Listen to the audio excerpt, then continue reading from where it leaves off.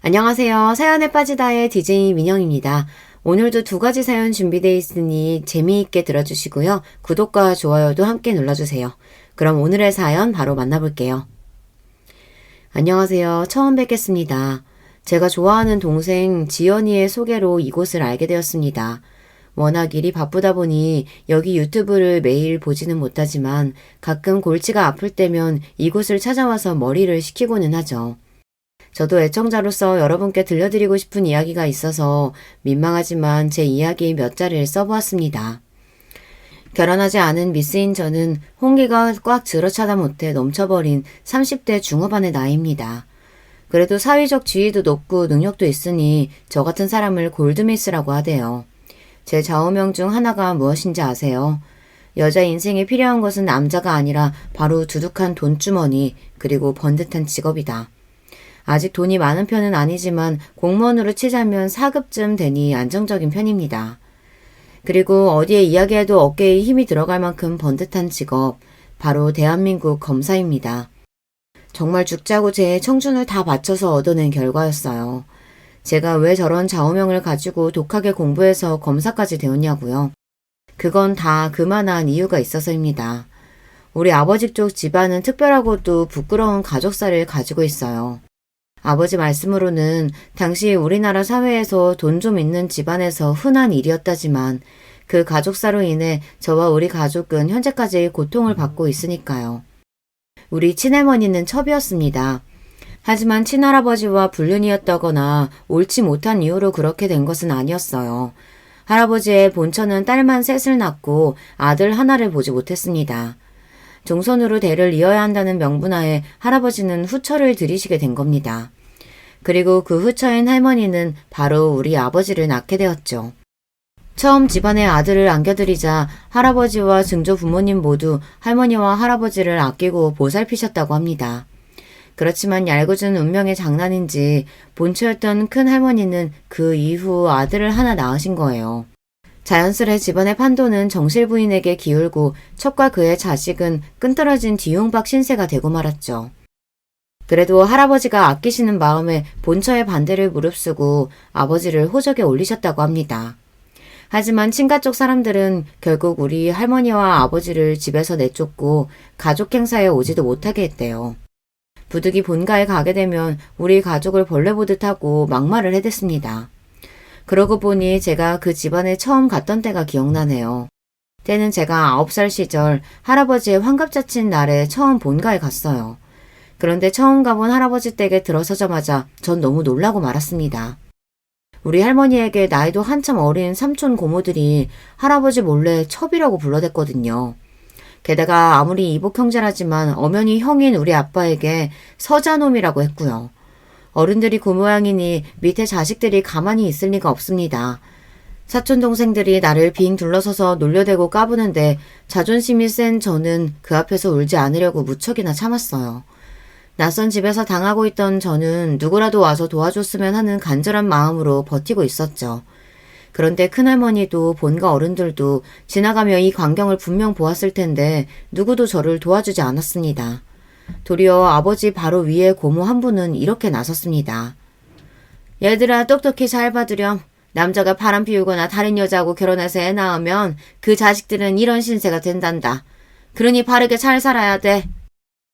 이러니 괴롭히는 애들을 오히려 부추기는 겁니다. 우리 할머니와 아빠가 무슨 죄를 저질렀을까요? 그리고 아무것도 모르고 그저 이 집안에 태어난 제가 또 무슨 잘못이란 말입니까? 하지만 그 집안 사람들 가운데 지연이만은 달랐습니다. 지연이는 본처였던 큰할머니가 낳은 아들, 즉 작은아버지의 둘째 딸이었어요. 그 인간들 가운데 유일하게 인성을 갖춘 지연이는 저보다 훨씬 어린아이였지만 바른 말을 눈치 하나 보지 않고 하는 용감한 아이였죠. 언니 오빠들 부끄럽게 이게 뭐 하는 거야? 유치원에서 안 배웠어? 혼자만 있는 어려운 친구 여럿이서 괴롭히면 경찰이 잡아간다고 했어. 그러니까 이런 장난 그만해. 어린 게 되바라졌다면서 그들은 지연이의 이마를 손바닥으로 치고 팔을 꼬집었지만 지연이는 꾹 참으면서 이렇게 대들었습니다. 그래, 그럼 마음대로 해. 난 우리 할아버지한테 보고 들은 거 그대로 다 일러 바칠 테니까. 그렇게 지연이의 협박을 듣고 나서야 사촌들은 괴롭힘을 멈추고 어딘가로 숨어버렸습니다. 아이들이 사라지자 지연이는 저에게 사탕 하나를 내밀었어요. 언니, 이거 먹어.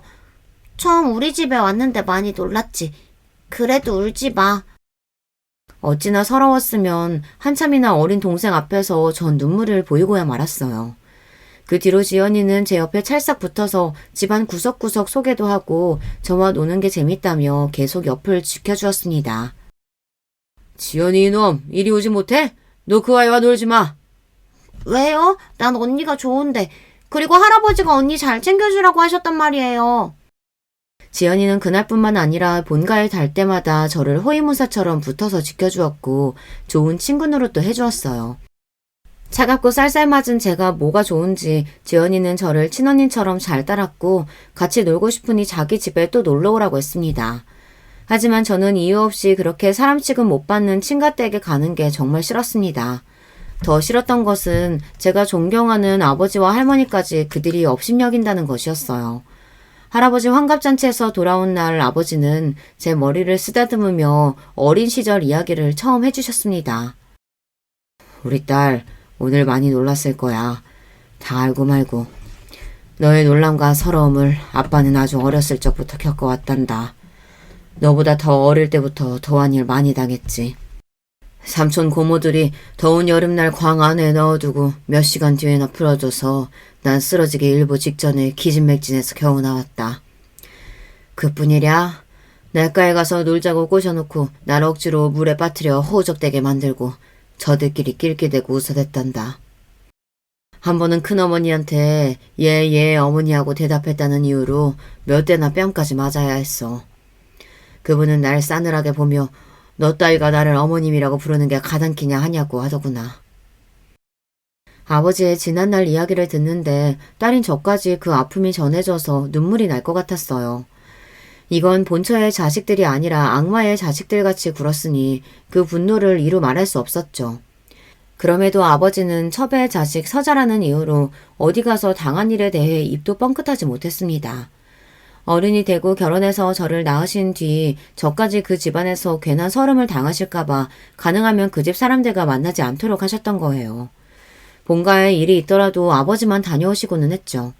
하지만 할아버지 환갑잔치처럼 모든 가족이 모여야 하는 날은 어김없이 저까지 동원해야 했고 저 역시 아버지가 평생 당했을 그 억울함을 똑같이 느끼고 말았습니다.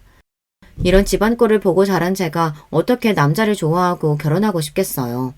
첩의 자식이라는 오명이 대를 잇는 이 지독한 굴레에서 행여나 제 자식도 똑같은 일을 겪게 될까봐 두려웠습니다.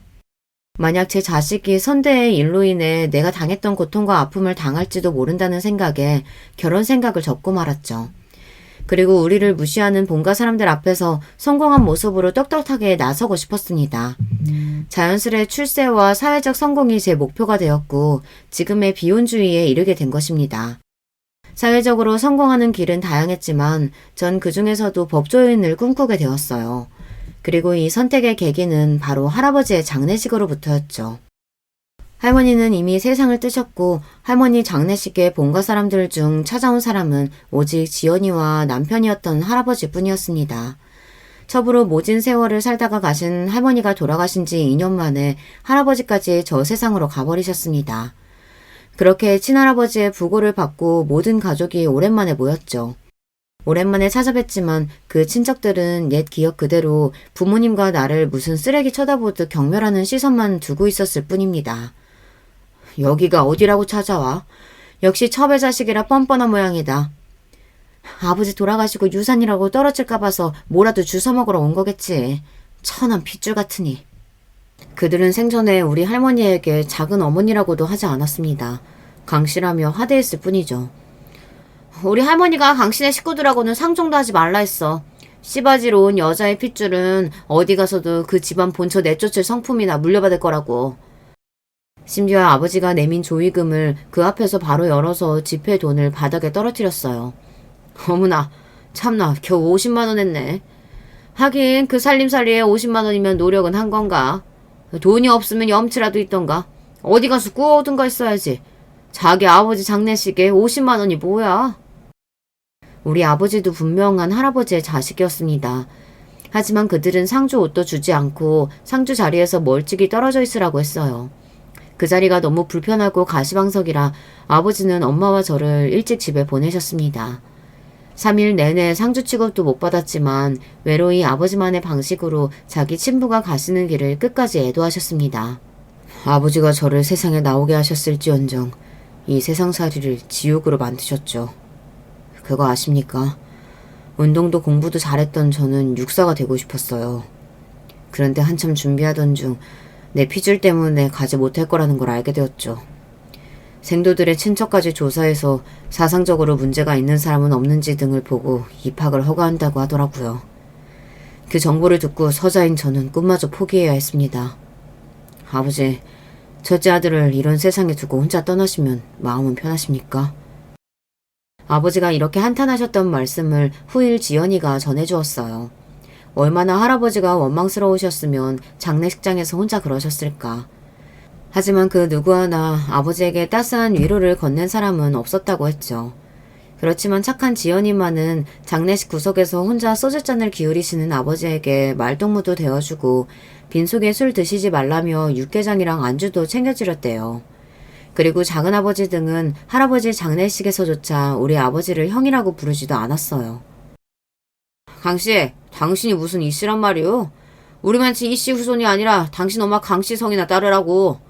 그리고 행여나에서 하는 말인데 아버지가 유산으로 남기신 땅 털끝만큼도 건드릴 생각 마시오. 평소 온화하던 우리 아버지는 술김에서인지 슬픔 때문인지 평소처럼 동생을 그냥 두고 보지 않으셨대요. 이 못난 놈아, 어리고 못 배웠을 때 하던 짓을 이 나이 먹도록 아직도 못 버리고 그러고 있냐? 너희는 이 나라 법도 몰라? 나는 이씨 호적에 올라가 있어. 누가 봐도 떳떳한 장남이야. 첩의 자식이라도 가족관계 등록부상 처의 자식으로 되어 있으니 당연히 집안 재산은 상속받게 되겠지. 그러나 아버지 말씀에 화가 난 친척들은 유산을 지키려고 호적에서 파버리겠다며 아버지를 협박하고 나섰다고 합니다.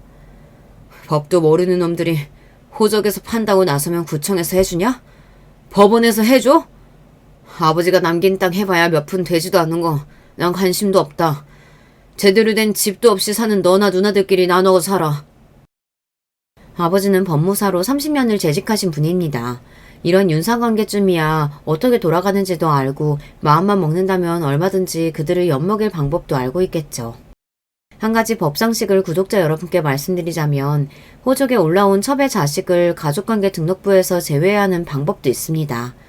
만약 본인의 가족관계 등록부에 등록되어 있는 친자가 아닌 자식을 상대로 친생자 관계 부존 재확인 소송을 제기하면 됩니다. 요즘 간단하게 할 수 있는 유전자 검사를 통해 법원의 판결을 받으시면 첩의 자식을 본인의 가족관계 등록부에서 말소할 수 있게 되죠. 그렇지만 본가 친척들은 이런 법 따위는 알지도 못한 채 아버지에게 윽박을 질렀을 뿐입니다. 나중에 이 일을 전해 듣고는 본가 사람들에게 한 방 먹인 아버지가 어떤 영웅보다 자랑스러웠어요. 그리고 이날부터 저는 법조인이 되고자 결심하게 된 겁니다. 할아버지 장례식 이후로는 그 본처 자식들을 만날 일이 없었죠. 저도 첩의 후손이라는 그늘에서 벗어나 멀쩡한 인생을 살 수 있게 되었습니다.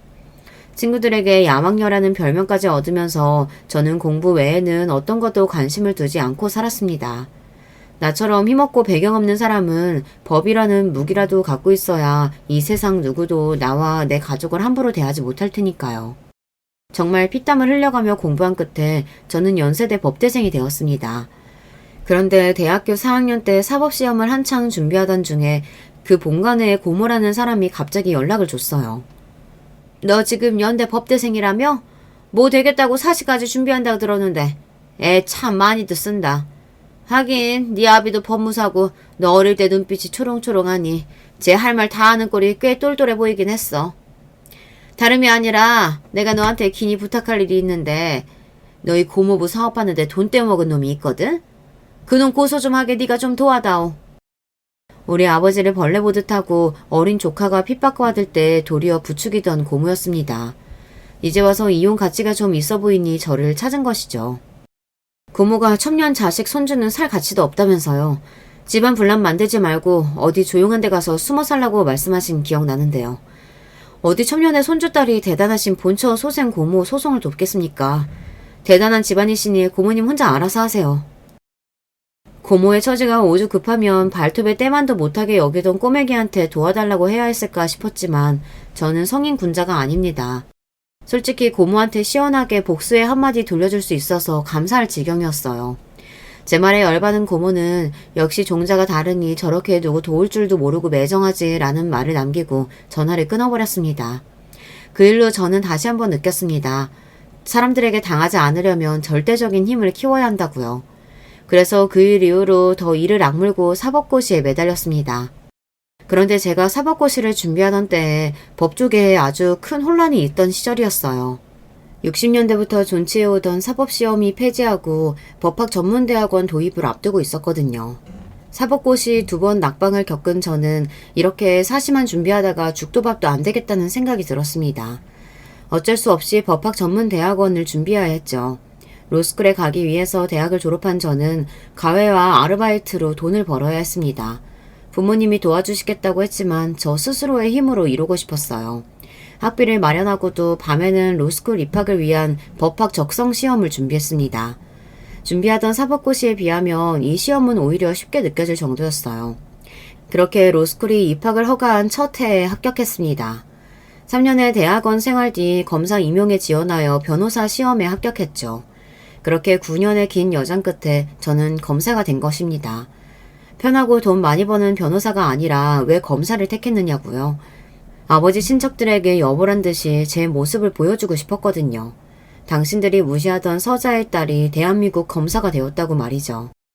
이렇듯 연애나 결혼을 포기한 채로 앞만 보고 달려온 저와 달리 지연이는 평범한 여자의 길에 들어섰습니다. 지연이는 27살의 젊은 나이에 대학 때부터 사귀던 남자친구와 일찍 결혼했어요. 저는 당시 이미 검사로 임용된 터라 친가 친척들에게 보여주려고 검사다운 검정 바지 정장 차림으로 당당히 결혼식장에 들어섰죠. 제가 검사가 된 소식을 들어서인지 예전처럼 사촌이나 어른들은 저에게 대놓고 뭐라고 하지 못했습니다. 다만 저들끼리 모여서 쑥덕거리고 저와 우리 가족을 본체만치 했을 뿐이죠. 지연아, 결혼 정말 축하해. 너처럼 예쁜 신부는 또 처음 본다. 언니답지 않게 웬 칭찬을? 이게 다 화장빨이라오. 그나저나 우리 이쁜 언니 두고 나 먼저 시집가서 미안해. 나는 남자도 싫고 결혼도 싫고 범죄자들 처단하는 일에 내 인생 바칠 거야.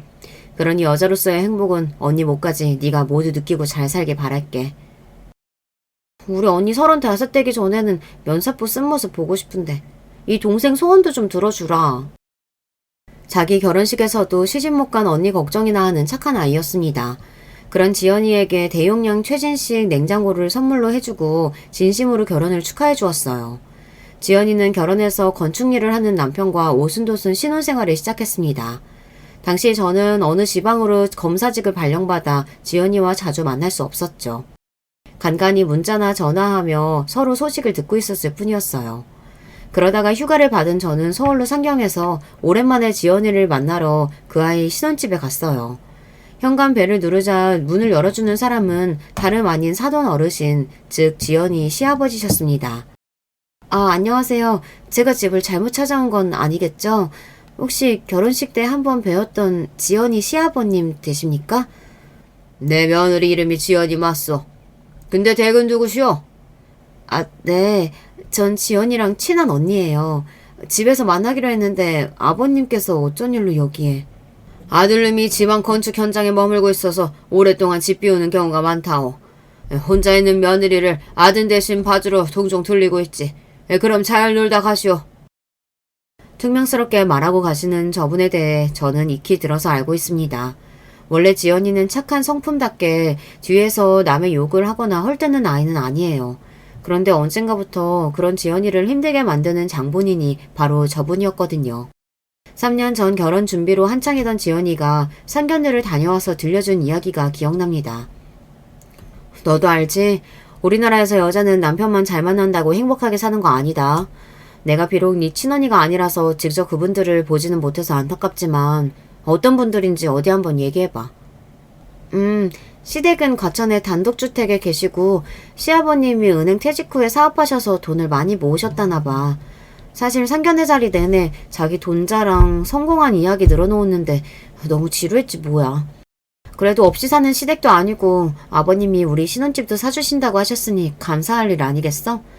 앞으로도 아버님 자랑만 조용히 듣고 살면 다른 어려움은 없을 것 같은데? 언니, 나 너무 속물이지. 이렇게 결혼 초반에는 시아버님이 좀 자랑을 떠벌리신다는 작은 문제 말고는 시어머님도 괜찮으시고 별다른 일 없이 잘 살고 있었어요. 지연이는 아기도 낳고 정말 예쁘게 살고 있어서 부러울 지경이었죠.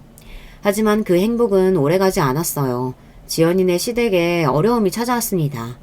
지연이네가 결혼한 직후 시아버님은 어떤 회사와 함께 주식이나 파생 상품에 투자를 새롭게 하셨어요.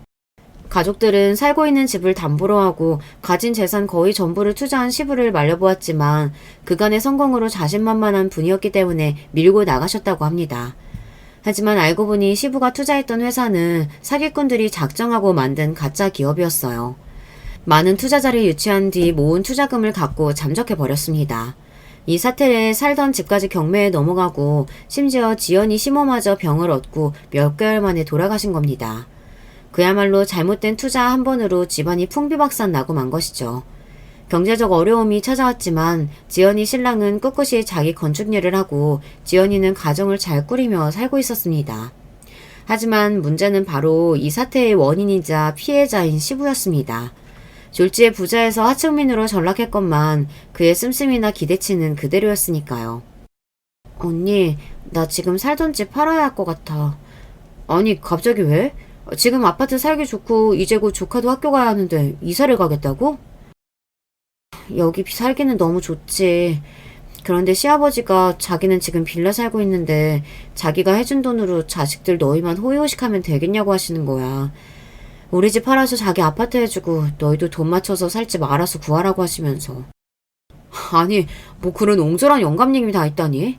줬다 뺏는 경우가 어딨어. 게다가 자기 아들 집이고 손주들까지 사는 집에서 꼭 그렇게 해야겠대? 그렇게 지연이가 하소연을 하는데 지연이 시부가 어떤 양반인지 대강 파악이 되더군요. 자기 돈은 없는데 원래 치던 골프도 계속 치고 싶고 친구들 앞에서 기죽기 싫어서 가벼운 지갑으로 한턱 쏘겠다며 다니는 그런 한심한 사람이었어요. 그러면서 자기 자식들에게는 이렇게 팍팍하게 굴다니 말이죠. 지연이 신랑은 어떻게 돈을 빌려서 시부에게 좀 더 넓고 좋은 집을 해주고 나서야 살던 집을 빼라 마라 억지를 부리는 것을 일단 막았다고 하네요. 그렇지만 시부가 지연이를 괴롭히는 방법은 수십 가지나 되는 것 같았습니다. 툭하면 지연이네 집에 연락도 없이 와서 밥을 차려라, 시아버지의 밥상에 반찬이 이게 뭐냐 하면서 며느리를 막 대하고 부리는 것이었습니다. 심지어 어느 날은 시부 친구까지 집에 데리고 와서 다과상을 준비해야 하기도 했다네요. 그래, 나도 결혼한 친구들 얘기 들어보면 어른들이 대접받고 싶은 마음에 그렇게 하시는 경우가 있다고 하더라. 그래도 안 좋은 일 겪으시고 혼자 사시는 불쌍한 분이니까 너그럽게 잘 맞춰드려. 속으로는 지연이 시부가 미웠지만 지연이가 속이 더 상할까봐 이렇게 충고도 해주었어요. 그런데 이 노인네가 며느리를 또 다른 방향으로 달달 볶으더군요.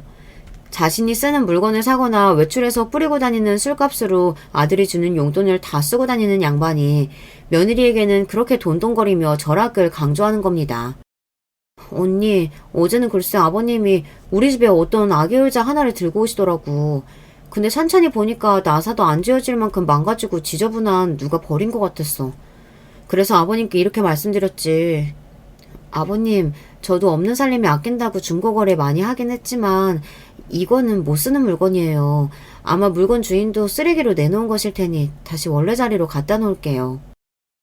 지연이는 그동안 시부가 가져다주는 고물 같은 것을 잠자코 받아 썼지만 참다 못해 이렇게 한마디 드렸대요. 네가 그렇게 흥청망청 써대니까 부자가 못 되는 거다. 네 남편은 이 더위에 땀 뻘뻘 흘려가며 건축 현장에 나가서 어렵게 돈 벌어오는데 집에 있는 마누라가 한다는 소리가 친정에서 배운다는 생활습관이 그 모양이니 가난을 못 벗어나지. 이렇게 도리어 며느리를 타박하는 것이 아니겠어요. 나 혼내시는 건 그래도 참을 수 있어. 하지만 친정 어쩌고 하시니까 그 말씀은 너무 서러운 거야. 우리 집이 원래는 잘 살았던 거 언니도 알잖아. 지연이 말이 맞아요. 원래 지연이네 집은 유복한 편이었습니다. 부자인 할아버지가 정실 부인의 독자인 작은 아버지에게 모든 지원과 재산을 아끼지 않으셨으니까요. 서울에서 번듯한 집에 살며 작은아버지는 사업을 하시고 지연이나 식구들 모두 돈 걱정은 안 해보고 살았습니다. 하지만 몇 년 전 작은아버지의 사업이 어려워져서 그만 부도가 나고 말았어요. 본가 사람들은 창피한지 우리 아버지도 모르게 쉬쉬하고 있었는데 지연이가 얘기해줘서 저도 나중에야 알게 되었죠. 씩씩한 지연이는 친정에 반찬도 해나르고 없는 살림에 자기가 돕겠다고 부업을 해가며 친정 부모님 용돈도 조금이나마 드렸습니다. 그런데 사돈댁의 사업이 망했다는 사실을 알고 난 지연이 시부는 사람이 더 악독해진 것 같아요. 너 앙큼하게도 네 친정집 망한 거 이 시애비한테 비밀로 하고 있더구나. 희한하게도 너랑 얽히면 왜 사업들이 그리 망하는 건지. 나도 너 들어오고 얼마 뒤부터 사기당하고 너 야비까지. 너 혹시 사주 본 적 있냐? 누가 결혼할 때 구막을 꼭 봐야 한다고 신신당부했는데 내가 이걸 놓쳤다. 그때 봤으면 이 결혼 어떻게든 막았을 텐데. 그리고 내 돈도 지켰을 텐데. 다른 건 다 참아도 자기 손으로 망친 인생 탓까지 사주를 들먹이며 며느리 탓을 하는 것은 참 용서받지 못할 일입니다. 그 노인네는 정말 그렇게 생각해서인지 그 뒤로 더욱 지연이에게 절약을 강요하고 돈 쏘는 꼴을 못 보더랍니다. 내 착한 동생, 악연으로 시작된 핏줄이었을지언정 지연이만은 지켜주겠다는 마음으로 전 그 아이를 돕고 싶었습니다. 이래 보여도 나 검사야. 너희 시부가 요즘 너한테 하시는 일 도가 지나친 것 같은데 치졸하지만 내 공권력을 이용해 볼 수 있어. 어떻게 언니가 나서줄까? 하지만 마음씨 고운 내 동생은 아버님 마음이 아프신 분이라고 시간이 지나면 원래대로 돌아올 거라고 저를 말렸습니다. 그래서 저도 잠자코 지켜보면서 자칫하면 나서서 지연이의 시부가 하는 행동을 저지해야겠다고 벼르고 있었죠. 하지만 이제 시부가 지연이네 집에 자주 들르시는 걸로 모자라서 주기적으로 지연이 보고 시부가 사는 집까지 오라고 했습니다. 너 때문에 네 시애미까지 운명 달리하고 말았으니 어쩌겠냐. 이 집안의 여자인 네가 마누라가 해줬듯이 나 죽을 때까지 돌봐줘야지. 우리 집에 일주일에 2번씩 와서 밑반찬하고 국 해놓고 빨래통에 있는 빨래도 하고 가라. 하루는 너무 시간이 급해서 밑반찬을 직접 만들지 못하고 반찬 가게에서 몇 가지 사서 냉장고에 넣어놓고 갔는데 집에 돌아온 시부가 이를 보고 며느리를 바로 꾸중하셨어요. 내가 그렇게 가르쳤는데도 너는 왜 이렇게 돈을 낭비하고 다니냐? 어디 여자가 요리도 못하고 반찬을 사서 시아버지께 드린다더냐? 이렇게 사치 부리면 돈 못 모은다. 어휴, 다음부터는 손수 네가 다 반찬 만들어서 넣어라. 자취하고 사는 저도 가끔 반찬을 사 먹는데요. 요리 솜씨를 떠나서 직접 재료를 사서 하는 것보다 간단하게 사는 편이 오히려 낭비 없이 다 먹게 되고 절약도 되더라고요. 그런데 반찬 하나 산 것으로 무슨 사치라며 꼬장을 부리시는 건지 이해 불가였습니다. 이렇게 되지도 않는 구박을 받아서일까요? 지연이는 결국 병을 얻고 말았습니다. 지연이는 극심한 피로를 호소하고 입맛이 없어서 얼마 먹지도 않는데 체중만 불어나기 시작했거든요. 50kg도 될까 말까 하는 마르고 작은 아이가 2달 새에 65kg까지 늘었으니 말입니다. 이런 지연이를 두고 시부는 애가 활짝 편하게 지내니 피둥피둥 살이나 찌지라면서 더 부려먹으려고 들었어요. 걱정이 되었던 전 병원에 가보라고 말해봤지만 지연이는 병원비 때문에 고민만 하고 있었죠. 결국 여동생 남편에게 전화를 걸어 이 사실을 알렸습니다. 제부는 지방에 몇 달씩 머물러 있어 이런 사실을 까맣게 몰랐고 제 이야기를 듣자마자 바로 휴가를 내서 지연이를 병원에 데려갔습니다. 그리고 지연이는 갑상선 기능 저하증이라는 병을 앓고 있음을 알게 되었죠. 이 병은 수술을 한다거나 심각한 병은 아닙니다만 철저히 관리하지 않으면 위험해질 수 있어요. 환자분은 무리해선 안 되고 매달 병원에 와서 검사하고 약 타가서 복용해야 합니다. 무엇보다 절대 안전과 건강한 식이습관이 중요해요. 제부는 자기 아내 고생시키고 왔다며 미안해하고 지연이를 보살펴 주었습니다. 하지만 일하던 와중에 올라온 터라 바로 다음날 지방에 일터로 가야 했대요. 대신 자기 아버지에게 아내가 많이 아프니까 절대 일 시키지 말고 잘 보살펴달라고 부탁했답니다. 무슨 큰 병 걸렸다고 바쁜 남편을 오라가라 해? 살만 찌고 보기 좋아 보이더만 병원비 아깝게 좀만 아프면 쪼르르 병원이나 달려가냐? 그 병원비가 좀 나오냐? 대형 병원이라 검사비는 오죽 비쌀까? 그냥 진통제나 사서 먹으면 될 일을. 아버님, 의사가 과로해서 생긴 병이랍니다. 아버님은 허리 아프시다고 일주일에 한 번씩 정형외과에 도수치료 받으러 가시잖아요. 저는 목숨이 위험해질 수도 있는 병인데 그 병원비도 아까우시단 말인가요? 사람이 아픈 마당에 저렇게 모지게 말씀하시니 참고 참던 지연이도 이렇게 시부에게 말대꾸를 했다고 합니다. 지연아, 참 바른 말 잘했다.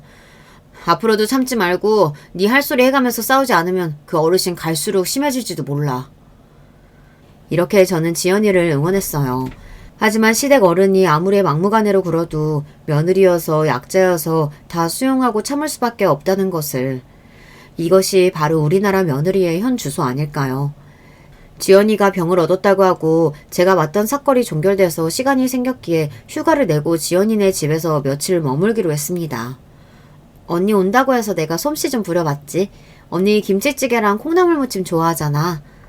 몸도 아픈 아이가 제가 온다는 소식에 들떠서 요리를 이것저것 해서 한상 떡 버려지게 차려놓고는 저를 맞이하는 게 아니겠어요. 야, 너 몸도 안 좋은 애가 이렇게 무리하지 마. 다음에도 또 이러면 언니 집에 안 올 거야. 지연이가 과로할까봐 이렇게 나무랐지만 지연이의 음식을 먹으면서 전 그 아이의 마음까지 함께 먹었습니다. 아닌 게 아니라 지연이의 얼굴을 보아하니 안색이 안 좋더라고요. 걱정이 되었지만 기분이 좋아 보이는 지연이에게 모른 척하고 밥그릇을 싹 비웠습니다. 그러다가 검찰청 직원의 전화가 와서 전 작은 방에 들어가서 통화를 하고 있었어요. 업무 관련 일로 통화가 길어지는데 어느 순간 크게 말다툼을 하는 소리가 나서 통화가 끝나는 대로 방문을 열어보았습니다. 그랬더니만 글쎄 초저녁 시간인데도 술을 얼마나 드신 건지 술 냄새가 진동한 채로 지연이 시부가 와 계시더군요. 이윽고 저는 이들의 대화를 실제로 생생하게 지켜볼 수 있게 되었습니다. 아버님, 오늘은 손님 오실 거라고 제발 집에 오지 말아달라고 했잖아요. 술 냄새 풍기며 막무가내로 집에 온 시부가 싫었던 지연이는 표정이 곱지 못했습니다. 술 먹고 온 시애비는 시애비가 아니라 망나니다 이 말이냐? 그러게, 너 때문에 우리 집 망하지만 않았어도, 이제 내 마누라가 죽지만 않았어도 너 같은 며느리 보러 이 집 올 필요 없었다. 근데 이 시애비 보는 표정이 대체 그게 뭐냐? 그럼 원하시는 대로 반찬 싸드릴 테니까 이거 가져가시면 되는 거죠? 얼른 가지고 댁으로 돌아가세요. 지연이는 짜증을 내며 시부의 반찬을 챙기고 있었습니다. 아마 시부는 자기 반찬 달라는 시덥지 않은 용무로 집에 찾아왔던 모양이죠. 애초에 우리 집 냉장고에 맛있게 맞는 걸로 해놨어야 내가 여기를 안 오지. 지는 이렇게 맛있는 걸로 지대로 차려 먹고 있었구만. 참. 아니 제 친정이 가난하면 돈이라도 아껴 써라. 응? 이렇게 말도 안 되는 일로 꼬투리를 잡는 시부를 더 이상 참을 수 없었던 지연이는 드디어 강한 한마디를 하고 맙니다. 하나부터 열까지 아버님 눈에는 며느리가 그리 못마땅하셔서 어째요? 아버님 사업이 망하시고 가난해진 게 제 탓은 아니잖아요. 그러게 왜 가족들이 다 말리는 투자를 하겠다고 해서 이 모양이 되셨어요? 이것이 시아버지한테 말하는 말버릇하고는 뭐가 어째? 이렇게 부들거리던 사돈어른은 지연이의 뺨을 냅다 올려버리는 거였습니다. 지금이 쌍팔년도도 아니고 시아버지가 며느리를 때리는 일을 두 눈으로 목격하게 되다니. 돈 없고 힘없다는 이유로 며느리를 못살게 구는 사돈어른은 제 어린 시절 본가 친척들에게 당했던 모습과 다를 바가 없어 보였습니다. 그래서일까요? 그 장면을 보자마자 저는 바로 지연이 앞을 막아서고 살기 어린 눈으로 사돈어른을 째려보았어요. 너는 또 누구야? 아, 가끔 며느리가 집에 불러들인다는 언니가 있다고 하던데. 당신이 뭔데 우리 집 집안일에 끼어들어? 비키라고! 저는 지금 지연이 언니가 아니라 대한민국 검사로서 당신의 폭력 행사 현장을 목격했습니다. 바로 경찰 불러서 당신 연행해 갈 수도 있어요. 그런 사태까지 가기를 원하시는 거예요? 뭐? 검사라고? 웃기고 있네. 별볼일 없는 며느리 집안에 그렇게 대단한 사람은 없다고. 게다가 어느 검사 나으리가 할 일이 없어서 우리 며느리 같은 거랑 어울리고 다니냐? 너 말이다. 검사 사칭하고 다니면 깜빵 간다. 내가 검찰에 신고해주랴? 제 말을 차마 믿지 못하는 사돈어른 얼굴에 제 명함을 던져주었어요. 반신반의하던 양반은 명함을 보고 입이 떡 벌어지고 말았죠. 신고하셔도 좋고 검찰청에 이 명함 대면서 인적조회해보셔도 상관없습니다. 제가 검사라는 사실은 명백하네 말이죠. 그리고 호적상으로는 좀 차이가 있지만 지연이와 전 사촌지간으로 친자매와 다를 바 없는 사이예요.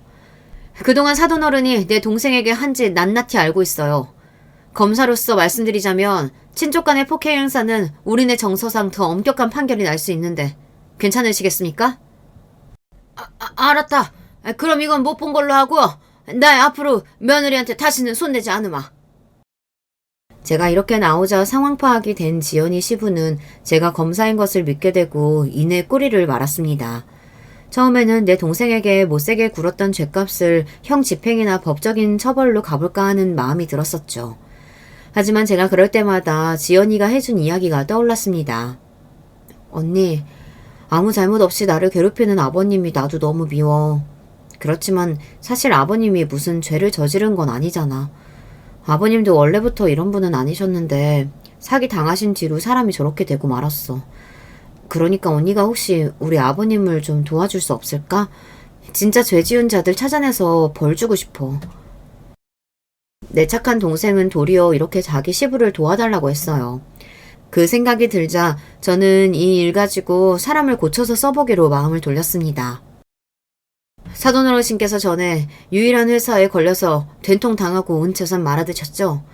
검사인 제가 그 회사 수사하고 잘만 하면 그놈들 찾아줄 수 있는데 내 동생 이렇게 대하시니 선뜻 도와드리기는 어렵겠군요. 제 말에 사돈어른은 귀신이라도 본 듯 눈을 번뜩이고 말았습니다. 그리고 빳빳한 태도를 바로 고치고 제 앞에 납작 엎드리는 신용이라도 할 기세였어요. 사돈처녀, 내가 다 잘못했네. 나도 원래는 이렇게 며느리한테 모질게 대하고 남 탓이나 하는 놈은 아니었어. 그런데 그 사기당한 뒤로 내 인생이 엉망으로 되어버려서 그만. 그런 세상이 원망스러워서 술까지 마시다 보니 이런 실수를 하고 만 거네. 하지만 그렇다고 그게 우리 지연이 탓도 아니죠. 일단 반성하는 모습 보이시니 좀 더 생각해 보겠습니다. 사람 마음이 손쉽게 뒤바뀌는 마당에 지금 도와드리겠다고 확정짓기에는 시기상조네요. 앞으로 우리 지연이에게 어떻게 하시는지 좀 더 지켜보고 정하겠습니다. 그래. 앞으로 내가 절대 우리 며느리 괴롭히지 않을게. 아니, 오히려 받들어 모시고 살게. 그러니까 사돈처녀, 꼭 그 사기범들 좀 잡아줘. 내 돈 좀 찾아줘, 제발. 얼마나 절실하셨으면 그분은 제 손을 꼭 잡고 이렇게 사정사정 하셨습니다. 눈물까지 흘리시면서 진심으로 말이에요.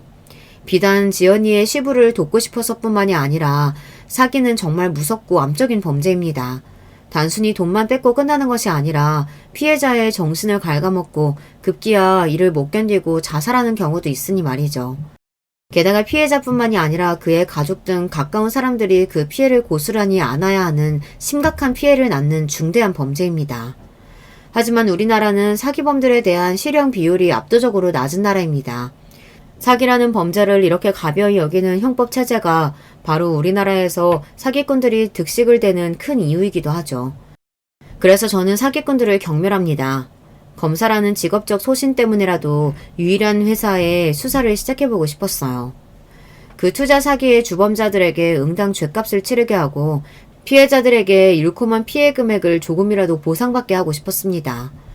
그렇지만 경찰 입장에서 사기범을 추적하고 수사하는 일은 꽤 골칫거리입니다. 잠적해버리면 찾기 어려운 데다가 주로 해외로 도피하는 바람에 수사가 난항을 겪고는 하죠. 그리고 어쩌다 겨우 가해자들을 체포하더라도 그들은 피해금을 은닉하고 숨겨놓는 등 이미 처분까지 해놓아서 피해금을 회수할 방법이 희박합니다. 그렇더라도 사기 피해를 한 번이라도 당하신 분들은 그 심정 아시죠? 그 나쁜 놈들을 잡아서 뺨이라도 한 대 쳐야 속이 후련해질 거 아닙니까? 저는 그런 지연이의 시부 마음을 잘 알고 있었습니다. 제 예상은 적중했고 그날부터 지연이 시부는 저를 대통령 대하듯 깍듯이 모시고 지연이에게도 전과 다르게 행동하고 있다고 합니다. 휴가를 마치고 검찰청에 복귀하자마자 바로 수사팀을 꾸려서 무려 300억대의 투자 피해를 양산한 유일한 회사의 대표와 이사 등 임원직 5명을 추적 수사하기 시작했습니다. 그리고 몇 개월 동안 매달린 끝에 필리핀에 도주 중인 대표 김아무개의 행적을 발견하기에 이르렀어요. 그러던 어느 날 피해자 조사 과정에서 수사관님께서 지연이 시부를 저에게 데리고 와서 이렇게 말했죠. 이분이 유일한 회사 관련 피해자인데 검사님하고 막역한 사이라고 하네요. 그러면서 자기는 수사관이나 이런 사람 말고 이 검사님한테 직접 조사받고 싶다고 고집을 부려서 제가 데리고 왔습니다. 아이고, 우리 사돈처녀 여기서 보니까 또 색다르네요. 내 평생 검사백이 생길 줄은 어찌 알았겠나? 피해자 조사는 우리 수사관님에게 전권이 맡겨져 있어요.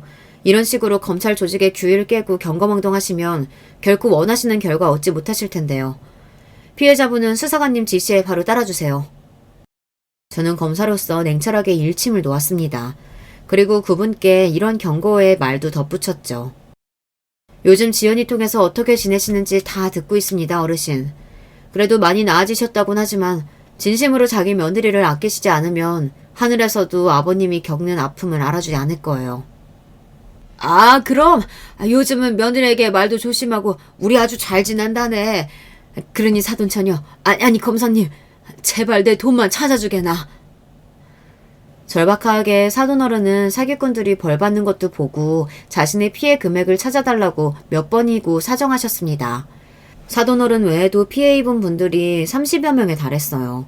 피해자분들을 위해 수사관님들 그리고 공조한 경찰과 열심히 뛴 결과 사기범 중 대표이사와 2명의 연루자를 잡게 되었죠. 검사인 제가 이제 남은 것은 그들에게 징역형을 선고하고 경찰들이 피해 금액을 회수할 수 있도록 협조하는 일이었습니다. 그런데 말입니다. 내 동생 가슴에 못 박았던 사람이라도 시아버지고 어른이니까 좋은 마음으로 제가 사기당했던 일도 도와드리겠다고 해준 거잖아요. 얼마든지 저의 힘을 발휘해서 벌을 내릴 수도 있지만 말입니다. 그런데 어디서 듣고 온 건지 수사가 마무리되는 과정에서 사돈어른이 저에게 이런 말씀을 하시더군요. 사돈처녀가 우리 며느리랑 사촌지간이라고 하는데 좀 이상하더라고. 저는 상견례 자리에서 들은 이야기도 없었고 얼마 전 바깥사돈하고 통하고 나서야 내가 딱 간파했지 뭐야. 사돈처녀 아비가 첩의 소생이라면서? 바깥사돈이 어찌나 검사님네 집안을 욕하는지 차마 그 앞에서 사돈처녀랑 며느리가 각별한 사이라고 말할 수가 없을 지경이더군. 생각지도 못한 우리 집안 이야기가 사돈어른 입에서 나오자 전 당황해서 말을 버벅거렸어요. 그래서요. 무슨 말씀이 하고 싶으신 겁니까? 저희 할머니 때의 일로 제가 뭐 부끄러워해야 한다는 이런 말씀인가요? 아니 뭐 그냥 그렇다고. 나도 그쪽 꿍꿍한 사정들 다 알게 됐으니 너무 검사랍시고 거만하게 굴지 않았으면 좋겠다. 뭐 그런 이야기지. 구독자 여러분들께서는 이처럼 경우 없는 상황을 어떻게 생각하십니까? 저는요, 솔직히 제가 피해자랍시고 도와드린 분이 제 과거를 걸고 넘어지니까 하던 일을 모두 손에서 놓고 싶은 심정이었습니다. 제가 검사를 달고 나서 본가 사람들조차 제 앞에서 대놓고 뭐라 한 적이 없는데 지연이 시부의 말을 듣고 나서 머리를 한 대 세게 맞은 기분이었어요. 은혜도 몰라보고 남의 약점을 가지고 뻔뻔스럽게 돌변하다니 우라가 치밀었습니다. 이런 분을 위해서 그래도 제 직업적 소신을 다해서 끝까지 도와드려야 할지 아니면 도움 따위는 집어치우고 우리 지연이 괴롭히거나 하면 도리어 벌을 내려야 할지 고민하게 되었습니다. 법도 알고 세상 이치도 배우고 있는 입장이지만 아직 저에게 이런 인간관계는 물음표 투성이네요. 우리 아버지나 가족들에게 이야기하면 괜한 상처를 들쑤실까봐 여기 이렇게 유튜브에 제 마음을 풀어보고자 합니다.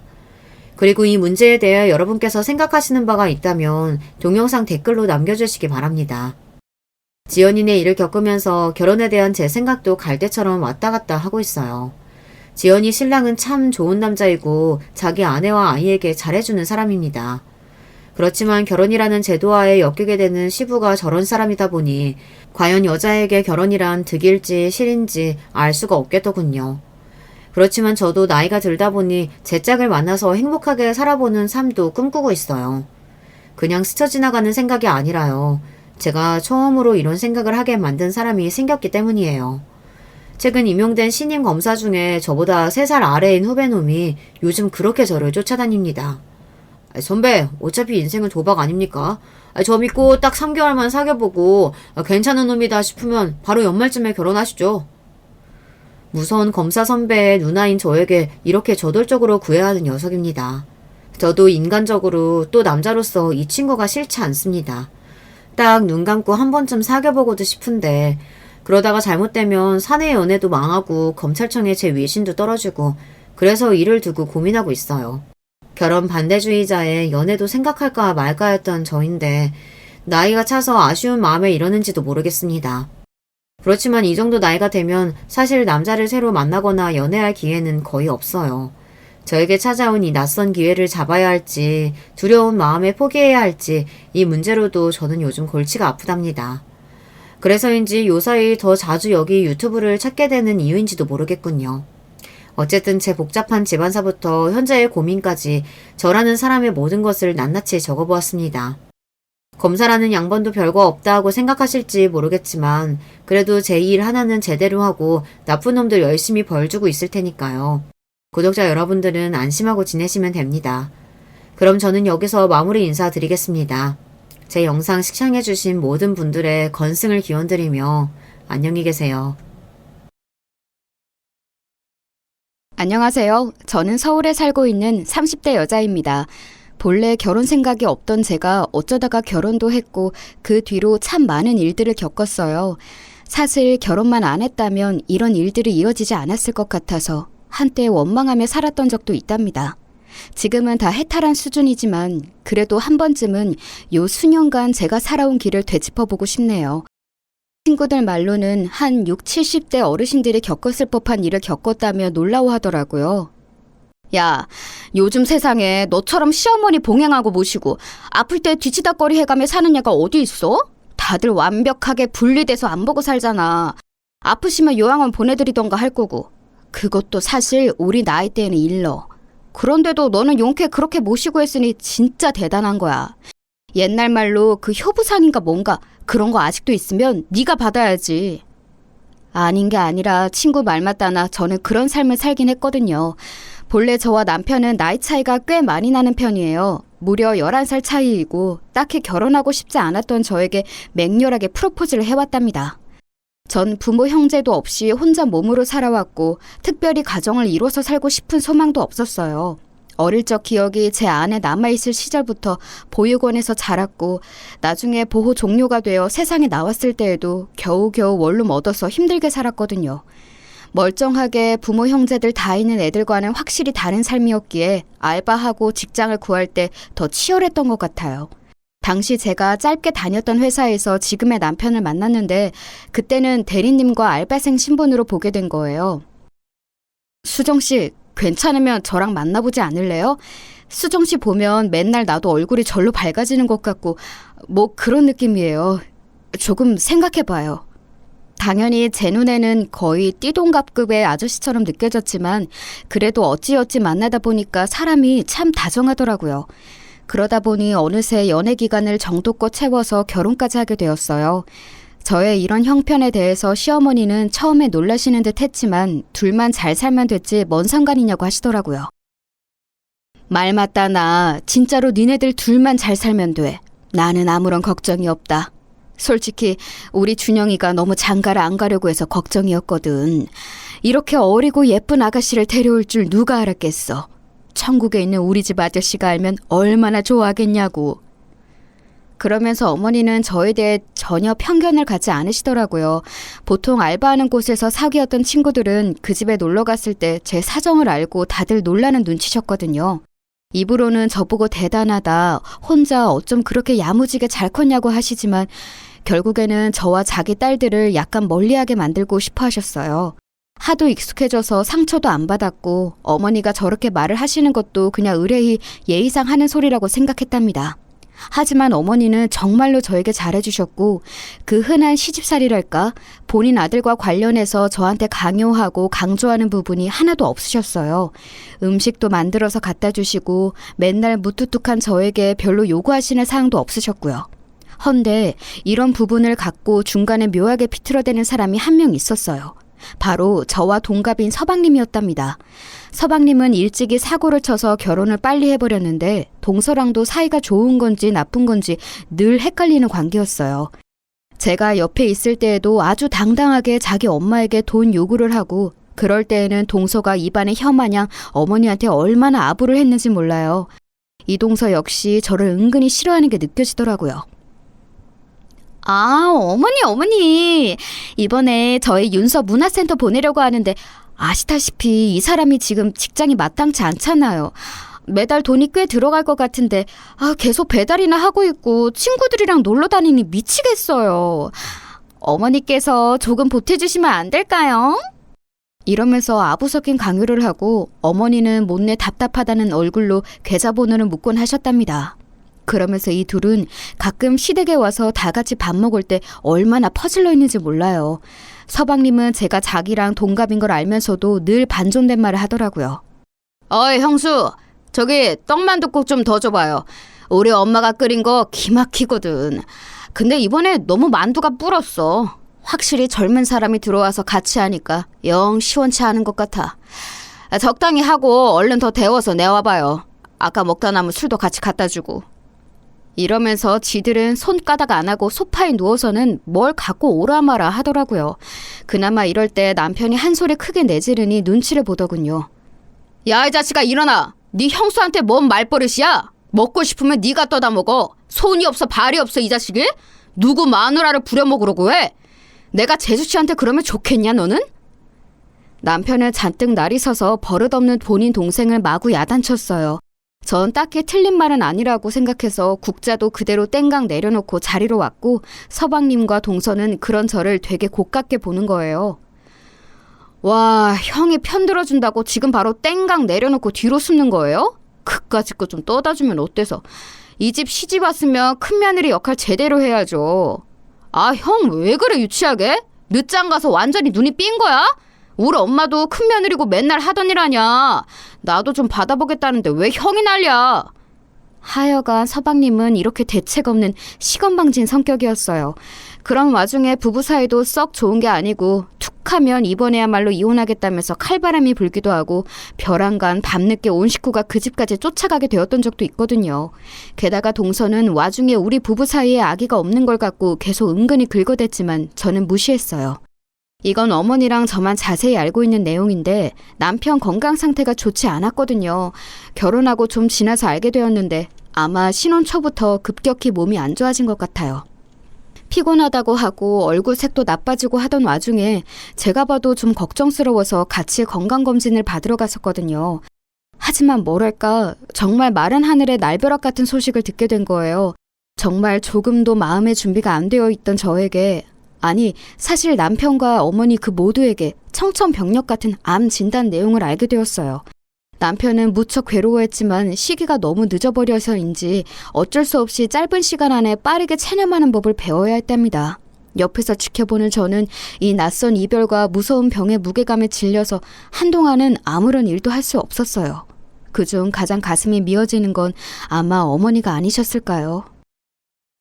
준현아, 안 된다, 안 돼. 네 아버지도 일찍 가셨는데 세상에 차라리 내가 가면 좋을 것을. 이게 무슨 일이냐. 안 돼. 안 된다고. 어머니는 본인 아들을 살리고자 할 수 있는 건 다 해보시고 약이란 약은 다 갖다 먹이시고 나중에 병색이 짙어진 본인 아들이 짜증을 내는데도 어떻게든 애를 쓰시더군요. 남편도 갈수록 저에게 잔 짜증을 내는 날들이 늘었지만 할 수 없다는 생각이 들었어요. 밤마다 무섭다고 죽고 싶지 않다고 저를 와라 껴안던 남편을 보며 저 역시 우울감이 짙어져 갔어요. 그리고 얼마 되지 않아 크게 손을 써보고 노력해볼 시간도 주어지지 않은 채 저와 어머니는 각각의 소중한 사람을 잃게 되었어요. 저에겐 가장 처음으로 가족이 되어준 사람이자 어머니에게는 애틋하고 짠한 남편 같았던 아들인 그 사람, 그렇게 하늘로 떠나보내게 되었던 거예요. 사실 저와 나이 차이가 좀 있었을 뿐 그 사람은 30대 중후반이었어요. 세상을 떠나기엔 너무 젊고 어린 나이였단 생각밖에 들지 않네요. 이때 자기 형이 투병을 하는 동안에도 그 망할 놈의 막내둥이인 서방님은 하루라도 사고를 안 치고 살 수는 없는 건지 부지런히 일거리들을 만들어냈어요. 제가 볼 때에는 이후 어머니가 치매에 걸리게 되신 건 아들을 일찍 보내버린 충격도 컸겠지만 쉴 새 없는 막내 아들의 사고 때문이 아닌가 싶어요. 당시 저는 남편 장례를 마치고 멀뚱히 그 집에 남아 앞으로 어떻게 해야 할지 도통 답이 나오지 않았는데요. 다시 생각해봐도 참 희한한 것 같아요. 어쩌다가 제가 어머니를 모시겠다는 그런 생각을 하게 되었던 걸까요? 급작스럽게 치매 판정을 받으신 어머니의 얘기를 듣고 저도 모르게 즉각 이렇게 대답을 했어요. 어머니, 저랑 같이 사셔요. 제가 어머니랑 같이 있을게요. 어머니 집으로 갈게요. 네? 이 말에 무척 놀라셨던 어머니는 처음에는 아니라고 하셨어요. 아니야. 네가 무슨... 아니야. 그래. 근데 어쩜 세상이 이러냐. 어떻게 나한테 이래? 나는 치매나 이런 거 다 남 얘기라고 생각 안 했어. 언젠가 올 거라고 생각은 했다. 그런데 너무 빨리 오는 거 아니냐. 살 사람은 살아야 된다는데 남편도 보내고 아들도 보낸 박복한 년이 뭐하러 그리 오래 버티냐고. 그래서 빨리 죽으라고 이런 병이 온 걸까? 어머니는 본인 마음 같아선 제 손길을 거부하고 신세지기 싫으셨던 것 같지만 어쩌겠어요. 지금 생각해보면 어머니 역시 마냥 거절하긴 힘드셨을 것 같아요. 우울감도 심해지신 데다가 병까지 얻게 되셨고 본인 친정엄마 역시 치매로 돌아가셨으니 워낙 병에 대해서도 잘 알고 계셨고요. 막상 살림을 합치게 되었을 때 서방님의 푸닥거리가 아주 장난도 아니었답니다. 이때는 어머니가 많이 아프지 않고 심하실 때가 아니라서 그런지 멀쩡한 자기 엄마한테 수작 부린다고 생각했나 봐요. 형수, 우리 엄마 옆에 있다 보면 뭐가 떨어질 것 같아서 그렇게 일찍 준비하는 거예요? 그렇게 욕심내고 어째봤자 이 집은 엄마 돌아가시고 내 거예요. 형도 먼저 가고 없지. 아들이라고 딸랑 하나인 나인데. 그렇게 번잡스럽게 굴지 말라고요. 뭐 말귀를 알아들어야 얘기가 통하지 뭔. 솔직히 우리 엄마 그렇게 아픈 것도 아닌데 왜 유난인지 모르겠네. 이러면서 어머니랑 저랑 같이 지내는 걸 아주 극도로 싫어하는 거예요. 와중에 동서까지 와서 이런 소리를 해대지 뭐예요? 이 말에는 어머니도 빠직하셔서 동서한테 엄청 화를 내셨어요. 형님, 아직 형님 젊으신데 저는 좀 이해가 안 돼요. 아주버님 돌아가시고 아직도 20대 중반인데 계속 그렇게 살 거 아니잖아요? 언젠가는 새로 재혼하시지 않겠어요?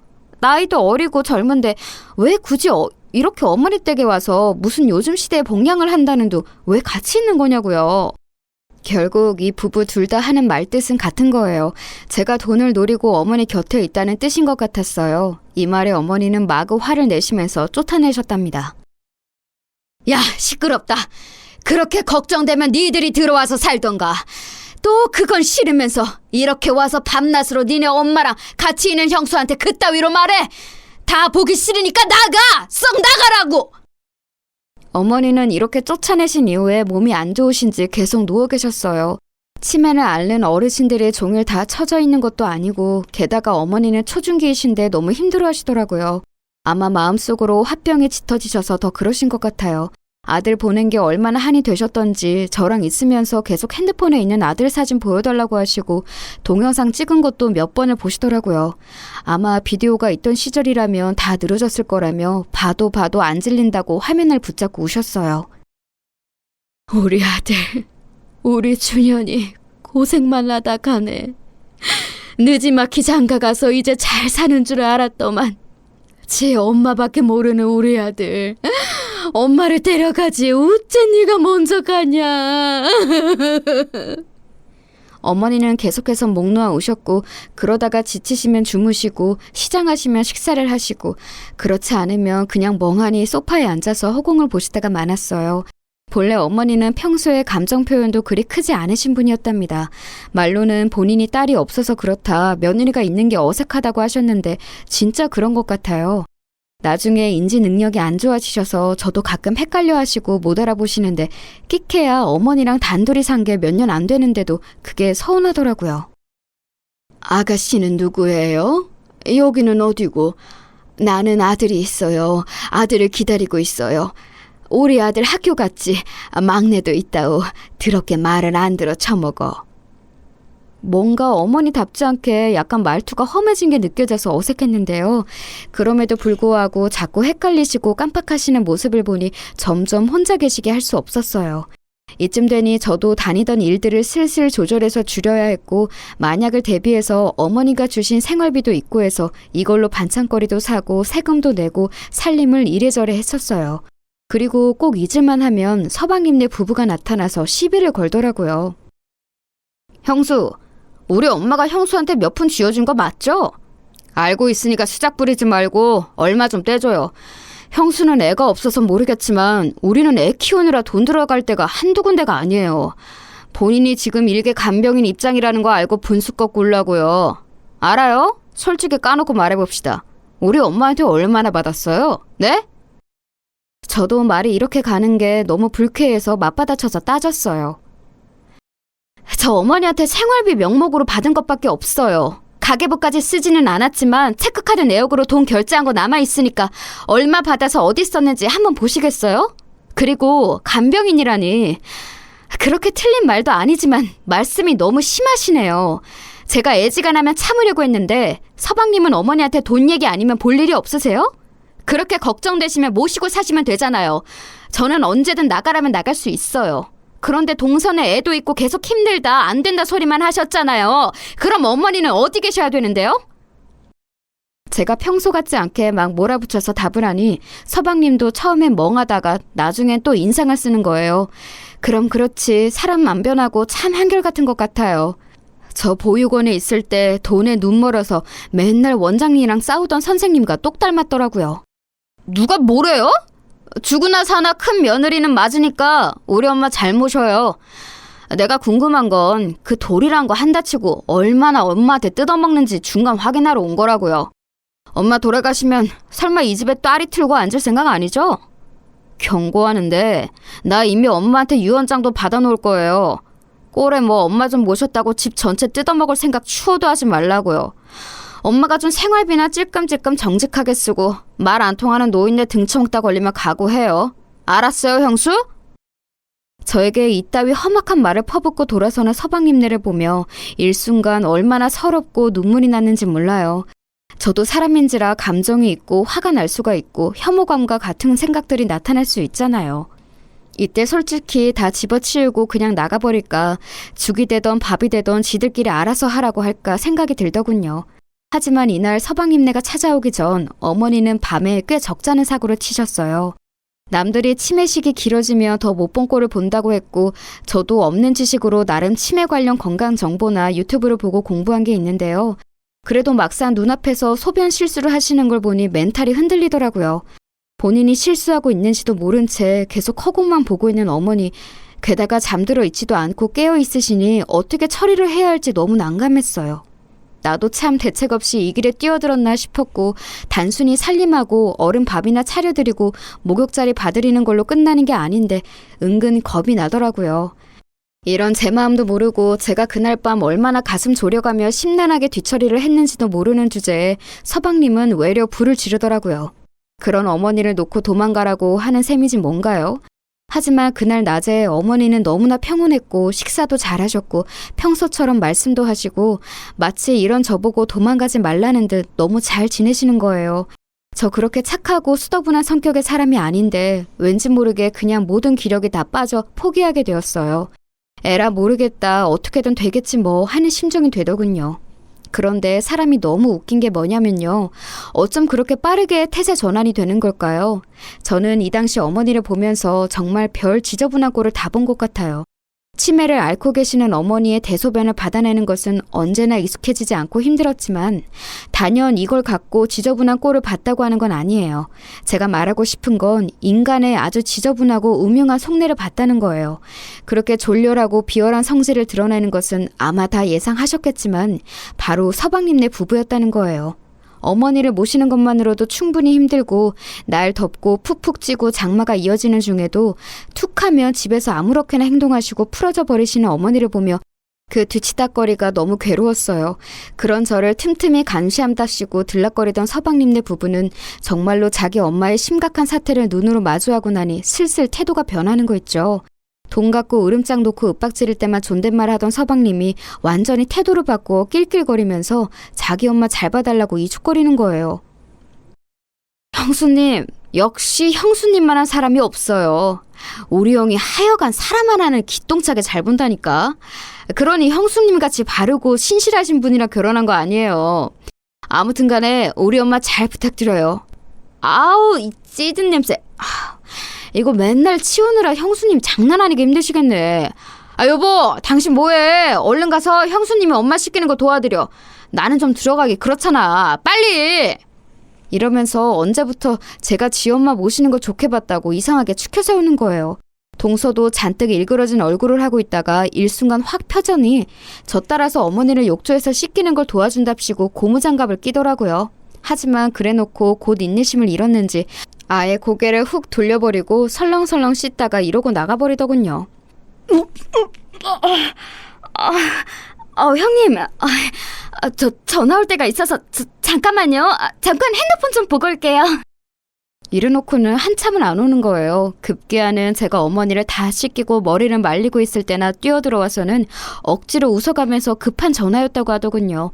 저도 나름의 험한 환경에서 자라왔기에 어느 정도 판단은 되었는데요. 이것들 막상 지 엄마가 정말 심각한 상태가 되어 대소변 못 가리고 다 뒤엎고 곱게 행동 안 하시는 걸 보더니 감당이 안 되는 거예요. 이런 상태의 엄마이자 시어머니를 감당할 자신이 전혀 없는 거죠. 그러니 여지껏 자기 엄마랑 같이 살던 저한테 모든 걸 떠넘기고 봐주는 동안에는 저를 잘 축혀 세워서 완전히 일임하게 하려는 속셈이었어요. 그 전에는 툭하면 꽤 으름장을 냈었거든요. 까짓것 우리도 맘만 먹으면 엄마랑 같이 살 생각이 있어요. 형수만 할 수 있는 거 아니야. 나대지 말라고. 어르신들 똥오줌 처리하는 거 그거 갖고 뭘 그렇게 유세를 부리냐고. 그리고 우리 엄마는 내가 잘 알지 형수가 잘 아나? 엄마 그렇게 이상하게 나이 먹으실 분 아니라고요. 그니까 적당히 하다가 나가요. 알았어요? 이래놓고선 난장판이 된 집이며 마찬가지로 사나워지신 어머니를 지들이 눈으로 마주하니 엄두가 안 나는 거예요. 서둘러 도망치듯 나가버리지 않나. 하여간 그 후로는 잘 오지도 않더라고요. 가끔 짜증나는 톡 문자만 길게 남겨놨어요. 형수밖에 없어요. 우리 엄마 잘 모셔줘서 고마워요. 잘 부탁드립니다. 형도 고마워하고 엄마도 고마워하고 있을 거예요. 뭐 이런 식의 내용을 길게 남겨서 보내놓고 그래놓고 안심하는 것 같더라고요. 헌데 이 와중에 또 무슨 짓을 저질렀는지 한밤중에 전화가 걸려왔어요. 이번엔 서방님이 아닌 동서한테 전화가 걸려왔더라고요.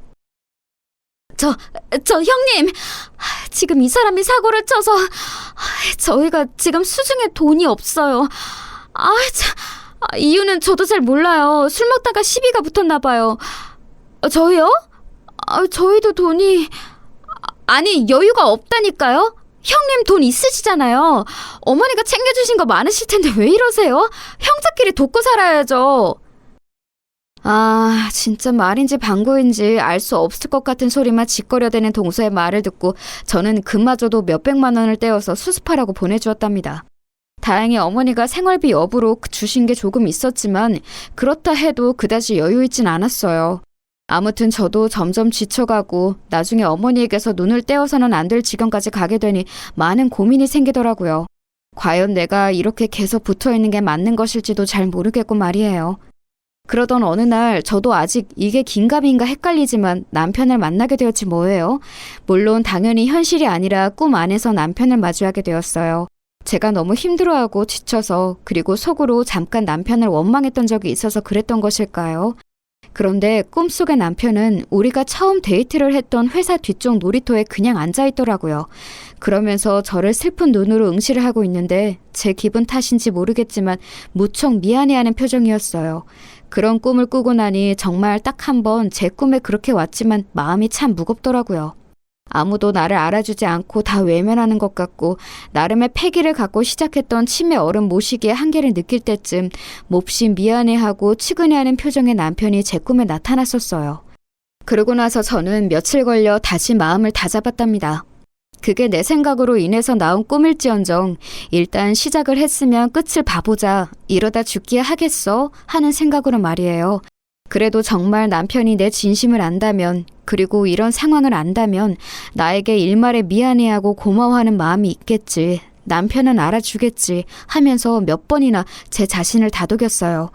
그 뒤로도 혹독하게 저를 덮쳐오는 어머니와의 힘든 씨름의 날들을 지나곤 지나 급기야는 간병인이 오셔서 같이 도와야 하는 날이 찾아오고 말았어요. 하지만 그것도 잠시. 간병인 분도 이렇게 말씀하시더라고요. 며느님, 아무래도 어머님 저 정도면 이제 우리 같은 사람들이 나설 일이 아니에요. 요양원에 들어가시는 게 맞을 것 같아요. 남편이 안 계신 거죠? 그럼 이 집 자식들이랑 얘기해 보시고 결정하는 게 좋겠어요. 나도 이렇게 지치는데 젊은 사람이 어째 지금까지 버텨왔대요. 아유, 안쓰러워라. 그만하고 요양원을 알아봐요. 저는 이제 더 나오기는 힘들겠어요. 이 말씀을 듣고 나니 그것도 틀린 말은 아닌 것 같더라고요. 그리하여 저도 이 이상은 더 넘기기 힘들 것 같아 서방님네 부부를 호출했어요. 그마저도 동서는 바쁘다며 안 왔고 잔뜩 인상 쓰고 있는 서방님과 둘이 나란히 앉아 얘기를 했답니다. 당연히 서방님은 듣자마자 불같이 화를 내더라고요. 뭐라고요? 엄마를 요양원에 보내? 아니, 이제껏 잘해왔잖아요. 엄마 돌아가실 때까지 잘 모시는 게 형수님 역할 아니던가? 그래서 이 집에서 엄마 돈 먹어가면서 붙어있던 거 아니에요? 그거 생각해보니까 우리 엄마 너무 불쌍해서 안 되겠네. 나 진짜 눈물이 날 지경이에요. 형수님이 인간이긴 해요, 진짜? 그러는 너는 사람 자식이 맞느냐고 입 밖에 내고 싶었지만 꾹 참고 저는 굳세게 의지를 전달했어요. 정 안 되시겠으면 서방님이 모시면 되겠어요. 저와 어머니 서로 너무 힘든 상황이고 저는 할 수 있을 만큼 했다고 생각해요. 그리고 돈이요? 필요하다면 얼마든지 어머니가 주신 생활비 쓴 내역 보여드릴 수 있어요. 그리고 그중 얼마 서방님 사고 친 대가로 들어갔다는 걸 본인도 아실 텐데요. 전 바라는 거 하나도 없어요. 이 집도 제가 들어앉을까 봐 겁나신다면서 제가 나가면 되는 거 아닌가요? 대가 무엇도 바라는 거 없고 이제 전문인에게 맡겨서 어머니도 좀 편해지시게 해드리고 싶을 뿐이라고요. 하지만 저의 강력한 의견에도 서방님은 회피하고 화만 마구 내더니 나가버렸고요. 이후로도 일방적으로 연락을 무시하고 받지 않더라고요. 속이 타오를 대로 타버린 저는 너무 지쳐서 스스로 알아보게 되었어요. 제가 자녀도 뭣도 아닌 직계도 아니지만 어쨌든 모시고 있는 입장에서 얼른 절차를 진행하는 게 낫겠더라고요. 하지만 등급은 어느 정도 나왔지만 저 외에 진짜 자녀인 서방님과 뭔가 증명할 길이 없으니 요양원에 보내드리는 것도 쉽지 않은 거예요. 인터넷으로 알아보니 그것도 어찌어찌 증명해서 입소시켜드릴 수 있다고 하는데 직계 자녀인 서방님이 아무런 동의도 뭣도 응해주질 않고 있어서 정말 미치겠더라고요. 동서조차도 연락을 무시하고 그렇게 감시하고 돈 뜯어낼 때에는 일부러 전화를 안 받으며 찾아오더니만 아예 그 둘은 제 앞에서 거의 잠적하다시피 사라져버렸어요. 애도 키운다는 것들이 어쩜 그 모양인지 저는 저도 모르게 서러움에 북받쳐 밤에 울기도 했었네요. 그래도 이러나 저러나 현실을 받아들이는 수밖에 없어서 평소와 똑같은 날들 혹은 평소보다 좀 더 심하고 괴로운 날들 이런 것 따위를 핸드폰 어플 일기에 표시해가면서 하루하루를 보냈어요. 지나고 보니 그때 나름 알아둔 정보라든지 써왔던 일기들이 훗날 저에게 다른 방면에서 도움이 될 줄 상상도 못했지만 말이에요. 아무튼 어머니는 이후로 더 나빠졌으면 나빠졌지 호전이라는 단어는 감히 입에 담기도 힘든 상황이었어요. 그래서 어쩌다가 잠이라도 푹 주무시면 감사할 뿐이고 제가 어머니보다 일찍 잠들면 순간 뭔 사고가 났을까 싶어 꿈에서도 긴장을 하고 있었던 것 같아요. 그러던 어느 날 새벽녘에 그렇게 팔팔하게 움직이시던 어머니는 본인 침대 위에서 아주 고요하게 마치 아기가 잠들어 있는 것 같은 모습으로 순하게 삶을 마감하셨어요. 그날이 어머니의 마지막 날이라는 걸 알았더라면 뭐가 달라졌을 것인가 생각해보지만 아무래도 저는 너무 피로하고 지쳐 있었기에 똑같은 날과 똑같은 표정으로 보냈을 것 같아요. 이때 어머니가 소천하셨음을 알게 된 제 심정이란 아직 다시 떠올려봐도 잘 모르겠어요. 가족도 없이 자란 내가 어떻게 용케 어른과 함께 몇 년을 살며 별꼴을 다 보고 임종까지 지킬 수 있었던 걸까요? 아무리 생각해도 제 힘으로 한 것 같지는 않네요. 아무튼 이 사실을 알렸을 때 마치 차단이라도 돼 있는 양 수개월째 제 연락을 피했던 서방님은 단박에 뛰어오더라고요. 이게 무슨 일이야? 엄마! 엄마! 그러면서 어머니를 붙잡고 통곡을 해대는데 제가 너무 감정에 무딘 사람이라 그런지 몰라도 조금도 가슴 아프지 않더라고요. 저와 어머니 관계의 끝은 제 나름대로 감정이 많았지만 이상하게 어머니와 서방님의 이별에 대해선 무감각한 눈으로 보게 되었어요. 슬프긴 하겠지만 정말 슬픈 걸까? 진짜 슬퍼서 우는 걸까? 별의별 의문이 다 들더군요. 그리하여 어머니 장례까지 이어지고 그 시간 동안에도 저는 그놈의 큰며느리 역할을 하느라 쉴 새가 없었답니다. 사실 이 며느리라는 직함에 대해 남편이나 어머니에게 직접적인 불만은 없어요. 저 명칭을 갖고 애들 놀려대듯 불러대는 서방님이 지독히도 혐오스러웠을 뿐이죠. 그리고 겨우 정신이 돌아와 저는 슬슬 제자리를 정리할 생각을 하고 있었는데요. 장례 치른 지 며칠이나 되었다고 서방님은 쳐들어와서 고성을 질러대는 거예요. 아, 뭐야, 아직도 여기 있었어? 당장 나가요, 좋게 말할 때. 아니, 좋게 말할 필요도 없지. 아싸, 꺼지라고. 여지껏 좋은 꼴 보고 재미 다 봤을 거 아니야. 부모 자식 뭣도 없이 막 굴러다니면서 산 주제 꼴에 우리 집에 시집 와가지고 어디 단칸방에서나 굴러먹어도 싼 게 이런 집에서 용케 잘 살았지.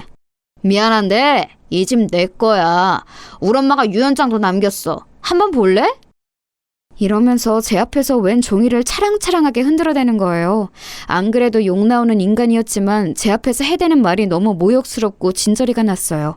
어찌나 인간에 대한 혐오가 강해지던지 제 자신을 스스로 지키기 위해서 이 환경에서 빨리 나가야겠더군요. 그렇게 쫓겨나듯 짐을 챙겨 나왔고 제 앞으로 있는 얼마 안 되는 돈을 갖고 아주 조그만 투룸짜리 빌라를 하나 얻었네요. 말이 투룸이지 벌레나 안 나오면 다행인 아주 찐득찐득한 열악한 집이었어요. 그 집에 있으면서 나름 이것저것 닦고 사람 살찌처럼 해보려고 했지만 저 자체가 너무 무기력해지고 의욕이 안 생기더라고요. 저를 내쫓을 때 서방님이 해댔던 그 말, 단칸방에서나 굴러먹어도 싸다고 했던 말이 무척 아프게 압박해왔어요. 인간인지라 죽을 고생은 내가 다 했는데 저렇게 팽팽 놀며 사기만 치고 돈만 뜯어간 서방님한테 모든 걸 다 몰아주신 어머니가 조금은 야속하게 느껴지더라고요. 처음에는 좋은 마음으로 시작했어도 뒤로 갈수록 저도 지치고 짜증도 나고 아무런 보상 없는 이런 일을 왜 하는지 이해가 안 갔으니까요. 그런 와중에도 저는 어떻게든 살 길을 찾아야 하니 예전에 남편과 만날 때 알바했던 회사 혹은 학원가들을 나름 알아보았어요.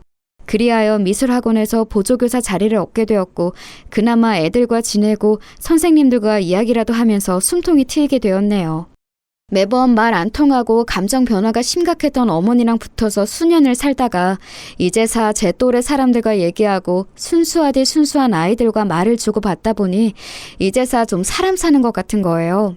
그러면서 말 못할 표현 안 되는 서러움이 감당 안 되게 몰려와서 어느 날 밤에는 그냥 혼자 오열하고 울기도 했어요. 대체 내 인생은 뭔가, 왜 이렇게 답답하게 살았을까? 남편도 없는데 왜 굳이 시어머니를 모시고 시동생한테 그런 욕을 들었을까? 기가 막히더군요. 이런 제 입장을 들었던 미술학원 원장 언니는 이런 말을 해주더라고요. 내가 봐도 자기 참 대단해. 요즘 누가 그런 걸 하냐고. 그래도 어쩌면 자기는 아직 어리고 젊잖아. 너무 젊을 때 그런 경험을 한 번 한 게 나중에 어떤 식으로 자양분이 돼줄지 모르는 거야. 지나간 건 지나간 거야. 어쩔 수 없어. 죽은 남편이 다시 돌아올 것도 아니고 죽은 시어머니가 다시 돌아와서 고생했다고 몇 억 주고 그럴 거 아니잖아. 기댈 수 없는 꿈은 애초에 빨리 매듭 짓고 새로 시작해야 해. 열심히 잘 살아보자. 응? 이 말을 들으며 참 맞는 말이다. 그나마 가정도 있고 여러모로 생계활동도 하고 있고 저보다 훨씬 살아온 깜이 있는 사람이라 이런 좋은 말을 해주나 싶었답니다. 그런데 말이죠. 아마 이후로 제가 하는 말을 쉽게 믿기 힘드실 텐데요. 정말이지 믿을 수 없는 일이 제 앞에 일어나고 말았어요. 당연히 이 원장 언니도 처음에 믿지 않고 까무러칠 뻔했으나 이후에는 저를 발빠르게 도와주었답니다. 아주 고맙게 말이에요. 뭐? 와, 나 지금 듣고도 무슨 말인지 모르겠네. 한국말 맞잖아. 아니 근데 뭐 그런 일이 다 있어? 진짜야? 진짜야? 어디서? 아니 꿈에서? 아니 근데 세상에 꿈에서 나왔다고 해도 기가 막히네? 가만히 있지 말고 빨리 집에 가서 봐봐. 아니 지금 가보라고. 이렇게 원장언니가 호들갑을 떤 이유는 어느 날 제가 새벽녘에 꿨던 꿈 때문이에요. 평소와 똑같은 피곤한 새벽 시간이었고 하지만 유독 저를 움직여 깨우게 만드는 이상한 꿈이 있어 벌떡 일어났거든요. 그 꿈에는 이전에 한 번쯤 스치듯 지나가듯 나왔던 남편이 나왔고 돌아가신 지 얼마 안 된 하지만 제 기억보다 훨씬 순한 인상의 어머니가 대뜸 나오셨어요. 꿈에서 그 둘을 보고 뭐라 말하고 싶었지만 입이 벌어지지 않았고 그렇게 멍하니 남편과 어머니 그리고 저는 이렇게 나란히 서로를 응시하고 있었답니다. 그런데 참 이상하죠.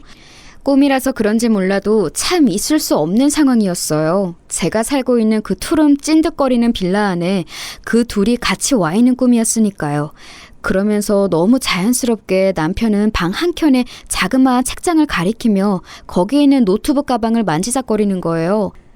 꿈에서는 어머니도 그 모습을 물끄러미 보고 계셨는데 왠지 모르게 그게 굉장히 강렬하게 인상에 남았어요. 꿈에서 깨고 난 뒤 똑같은 위치에 있는 책장을 보니 정말 평범하게 이를 데 없는 노트북 가방이 그 자리에 그대로 있었거든요. 저는 왠지 모르게 기가 팍 죽어서는 뭐 이런 꿈이 다 있나 했죠. 그러면서도 여전히 제 인식 언저리에 남아있으니 개운치 않아서 출근하고 얼마 뒤에 원장 언니에게 얘기했던 거예요. 그랬더니 저 난리가 나서 당장 가서 보라고 왜 진즉 확인해보지 않고 그냥 왔냐며 엄청 소란이더라고요. 저도 버스를 타고 집에 와서 그날 솔직히 집까지 어떻게 왔는지도 모르는 상태로 문을 열었어요. 그리고 꿈에서 보았던 평범한 제 방에 책장 속 노트북 가방을 꺼내보았답니다. 이건 남편이 갖고 있던 노트북 가방인데 당시에 산지 얼마 안 되었던 거예요.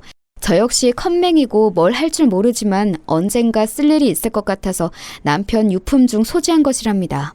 남편 물건들 정리하면서 애지간한 건 다 비우고 정말 몇 가지만 갖고 있었고 그것 그대로 갖고 어머니 댁에 들어갔던 거예요. 그래서인지 저도 모르게 새삼 뭔가 묵직한 기분으로 그 가방을 건드리게 되더라고요. 그 전에는 한 번도 손댄 적이 없었어요. 아무튼 간만에 열어봤는데 손대지 않아서 아주 차가운 온도만 느껴지는 노트북 기기와 안쪽 주머니에 꼬깃 탄 서류들과 종이들이 몇 장 있었어요. 회의할 때 쓰고 꾸겨 넣어서 대충 정리하는 남편 스타일을 알기에 저도 그냥 꺼내어 아무 생각 없이 펼쳐보았는데요. 그 안에 접혀있던 서류들과 몇 장의 종이들 중에 제 눈에 꽤 낯선 글씨로 큼직하게 적혀있는 유언장이라고 한자 한자 떼어 적혀있는 것을 발견하게 된 거예요. 저도 모르게 히익 하는 소리가 입 밖으로 흘러나왔어요. 이게 뭘까요 대체? 전혀 보지도 듣지도 못했던, 아니 서방님이 그렇게 자기는 유언장이 있다고 설쳐대며 흔들거리던 게 있어서 그때 대충 봤지만 왜 유언장이라는 게 이 가방 안에 있는 거냐고요. 빠르게 읽으면서도 실감이 잘 나지 않아서 제 나름대로 인터넷으로 검색해보고 읽어가면서 버스에 냅다 탔어요. 그리고 다시 학원으로 가서 원장실로 뛰어갔답니다. 원장 언니에게 내용을 보여주면서 물어보니 언니는 눈을 희번덕하게 뒤집어가며 소름이 돋는다는 거예요. 야 세상에, 나 진짜 기막혀서 말도 안 나와. 잠깐만 나 좀 보여줄 수 있어? 어머 이거 봐봐. 이 주소의 아파트는 그래 잠깐만. 그럼 이건 어머 자기 시어머니가 자기를 외면한 게 아니네. 이거 봐봐. 무슨 말인지 알겠지? 이 원장 언니가 마구 소리를 지르며 저에게 알려준 내용은 저도 오는 길에 읽으면서 어렴풋이 파악한 내용이지만 저에게 재산을 얼마 정도 상속하겠다는 것이었어요. 서방님이 그렇게 쌍심 지켜고 지키겠다며 난리를 쳐댔던 그 시댁 아파트, 20억대에 달하는 아파트는 서방님에게 주겠다고 적혀 있었고 다른 지역에 있는 또 다른 20억대 아파트가 있다는 거예요. 그것은 며느리인 저에게 상속하겠다는 내용이었답니다. 그러면서 조목조목 필요한 내용이 다 적혀 있었어요. 이미 유언장이 있고 어머니에게 있는 재산은 아파트 한 채라고 알고 있던 서방님의 의견과는 달랐기에 이때 약간 혼란스럽더라고요. 하지만 이미 친정 가족 간의 상속 싸움으로 인해 여러모로 화병을 달고 살았던 원장 언니는 이쪽에 대해선 빠삭하게 안다며 저를 무척 많이 도와줬어요. 서방님이 들고 있던 그 유언장은 제 딴에 딱히 확인도 안 하고 그냥 나와버려서 저도 잘 몰랐는데 알고 보니 지들끼리 적당히 꾸며낸 것이었더라고요.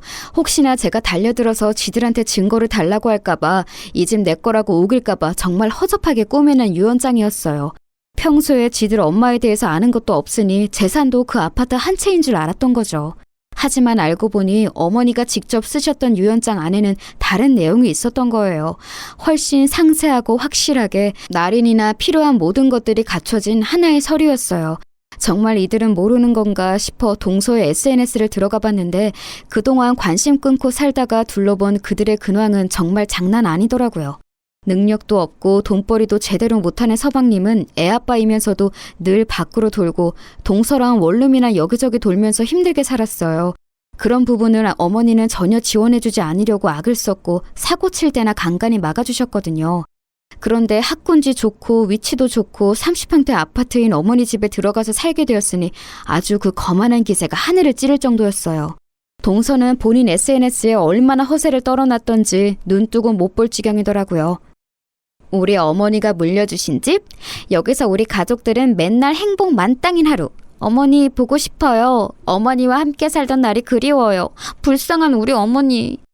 이딴 식으로 글을 써놨는데 진짜 기가 막혀서 아주 코가 나올 지경이었어요. 그 와중에 집 자랑한답시고 어머니가 평소 들어두셨던 세간살이들 같은 것들 다들 지들 능력으로 산 것처럼 찍어 올리고 어머니 외가 쪽 어린이 사주셨던 명품 가방도 지 것처럼 들더라고요. 우리 어머니가 외삼촌께 선물 받으신 브랜드 가방. 돌아가시면서 며느리인 나한테 물려주셨다. 어머니 사랑 기억하며 잘 쓸게요, 어머니. 오늘도 어머니 생각에 눈물이 납니다. 이렇게 써놨는데 아니 저는 그렇다 치고 남편이 서방님은 저거 보고 아무 생각도 없을까요? 하긴 동서보다 더 이상하고 구제불능인 게 서방님이니 얼마나 더 망나니 같은 생활을 하고 있을까 상상도 안 되더군요. 아무튼 저는 알릴 건 알려야 하고 나중에 뒤탈 나면 안 되니 유언장 문제로 할 얘기 있다고 하고 그 몹쓸 인간들을 호출했어요. 솔직한 마음으로 누구 하나 대동해서 같이 나가고 싶었지만 그러긴 힘들고 원장 언니도 혼자 나서지 말고 변호사랑 같이 움직이라고 하더라고요. 그리하여 저도 소개를 받아서 모든 일들을 처리하게 되었고 그 과정 중간에도 왠지 모르게 떨리고 갑자기 주저하고 싶은 마음이 들어 망설이기도 했어요. 하지만 엄연히 이런 상황은 남편과 어머니가 꿈에 나와서 이어지게 된 일이니 기왕 일이 된 거 끝까지 가서 확인을 해보고 싶더군요. 그리고 아이러니하게도 어쩌면 당연한 일이겠지만 그 뒤로 어머니와 남편이 꿈에 나온 일은 단 한 번도 없답니다. 이걸 작성하고 있는 오늘에 이르기까지 말이에요. 덧붙여 저는 유언장을 확실하게 확인받았고 그 내용은 모두 현실로 저에게 이루어지게 되었어요. 당장 정말 큰일이라도 낼 사람들처럼 마치 후라이팬에 소시지를 튀기듯 타닥타닥 뛰어대며 난리를 치던 서방님과 동서는 이 유언장의 효력 앞에 지들이 아무것도 할 수 없다는 걸 몇 번이나 확인했어요. 뭐 잘 알아보지도 않고 유류분 소송을 하네 어쩌고 하지만 그럴 대상이 되지도 못했고 오롯이 지들이 이 아파트 두 채 다 움켜쥐어야 하는데 그게 안 되니 억울해서 죽으려고 하더라고요. 특히 서방님이 저주처럼 퍼부어대는 말은 이제 저도 적당히 거르는 법을 터득한 것 같아요. 야 이년아, 네가 인간이야? 니까지 그 어디서 못 맞춰 굴러 들어와서 엄마 재산을 빼가? 너 진짜 내가 가만 안 둬. 가만 안 둔다고. 어디서 그깟 말 같지도 않은 장난 같은 종이 쪼가리를 들고 와서 야 어딜 가 너? 내가 우습게 보여? 내가 우습냐고! 이러는데 주변에서 다들 저한테 대응하지 말라고 조언해 주시기도 했고 그냥 눈앞에서는 적당히 흘려 들어가면서 자리를 피하게 되었답니다. 사실 깊이 들어봤자 큰 의미도 없고 뭘 하겠나요. 그리하여 저는 유언장 내용대로 아파트를 받게 되었고 현 시점에 들어가서 살고 있는 중이랍니다. 그리고 저에게 또 한 가지 생긴 변화가 있다면 새로운 공부를 시작했다는 거예요. 정말 아무런 정보도 없이 바위에 계란치기로 시작했던 어머니 치매 간병을 이번에 요양보호사 공부를 하면서 제대로 정보를 쌓고 싶더라고요. 하고 싶지도 않았고 중간에 아주 진력이 나버렸던 간병이었는데 홀로 인터넷 정보를 쌓고 카페에서 도움을 받다 보니 요양보호사 쪽으로 전망도 나쁘지 않다고 하길래 알아보게 되었어요. 정식으로 대학을 가고 사회복지 쪽을 해볼까 생각도 해보았지만 그쪽으로 가기에는 애매하게 나이가 또 많더라고요. 공부 머리가 그닥 좋지 않아서 저에게는 요양보호사 시험을 치고 붙는 데에도 다소 시간이 걸릴지도 모르겠어요. 요즘 나이 있으신 어르신들이 많이 하신다는데 그래도 30대 초인 제가 한다면 좀 더 많은 것들을 해볼 수 있을 것 같아요. 저의 많은 처지를 안타깝게 여기고 힘이 돼주었던 미술학원 원장 언니는 진심으로 이런 부분을 응원해주고 있답니다. 나중에 나이 들어서 원장 자격 갖고 하나 차려도 되잖아. 그쪽도 보통 그렇게 하지 않나? 아무튼 인생에 쓸데없는 경험은 없더라고. 자기도 자기 어머니 모시던 경험 삼아 젊은 나이에 요양보호사 되면 얼마나 좋아. 앞으로 실버 복지 사업이 대세라잖아. 그간 있었던 힘든 일들은 다 잊어. 그리고 새로 시작해. 나중에 성공하면 나한테 꼭 연락 주고. 알았지? 이렇게 우스갯소리를 하고 다신 안 볼 것처럼 말을 했지만 저는 틈틈이 만나서 멘토처럼 여기고 제 근황들을 보고하고 있어요. 감사하게도 어머니가 물려주신 곳에서 남편의 흔적들을 가지고 그렇게 홀로서기를 하고 있습니다. 인생의 굴곡이 꽤 심했던지라 앞으로 어떻게 흘러갈지 저도 잘 모르겠지만 그래도 좋은 날들이 이어질 거라고 믿어보려고 해요. 여기까지 제 사연 들어주셔서 정말 감사합니다. 모두 건강하세요.